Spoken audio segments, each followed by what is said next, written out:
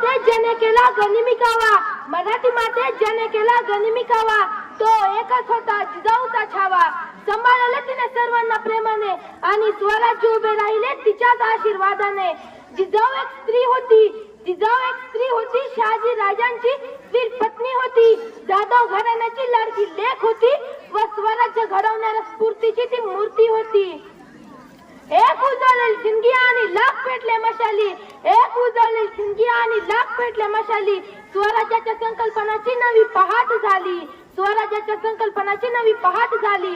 स्वराज्याची प्रेरणा तुम्ही महाराष्ट्राची शान, स्वराज्याची प्रेरणा तुम्ही महाराष्ट्राची शान. मुद्रा तुम्हाला मानाचा झुकून माझी मान, मुद्रा तुम्हाला मानाचा झुकून माझी मान. माझे नाव गौरी शुक्लेश्वर शिंदे. स्वराज्य जननी राजमाता मासाहेब जिजाऊ यांच्या कार्याबद्दल माहिती नाही असा एकही माणूस सापडणार नाही ज्यांनी स्वराज्याचे स्वप्न बघितले आणि स्वप्नच नाही तर ते सत्यात सुद्धा उतरले. आई ही जगातील सर्वात महान योद्धा आहे. आई म्हणजे प्रेम, आपुलकी, त्याग, जिद्द, प्रेरणा, संयम आणि सामर्थ्य या सर्व गुणांचा सुंदर संगम म्हणजे जिजाबाई शहाजीराजे भोसले.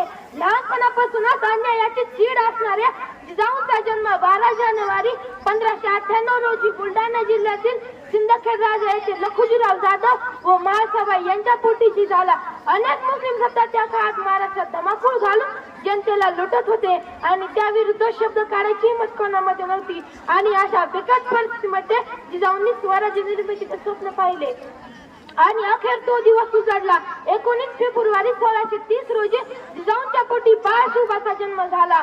बाळराजांना त्या लहानपणापासूनच रामायण आणि महाभारतातील शौर्याच्या कथा सांगत.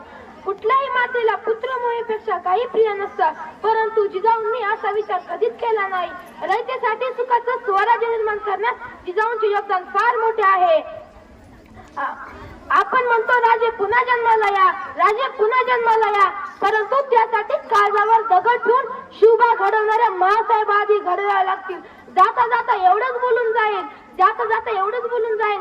एक होते राजे शिवाजी, भीती नव्हती जगाची, एक होते राजे शिवाजी, भीती नव्हती जगाची, पर्वा नव्हती परिणामाची, कारण साथ होती आई भवानी व जिजाऊ मातांची. मुहूर्तमेढ रोवली स्वराज्याची, म्हणूनच तर म्हणतात जय भवानी जय शिवाजी. धन्यवाद.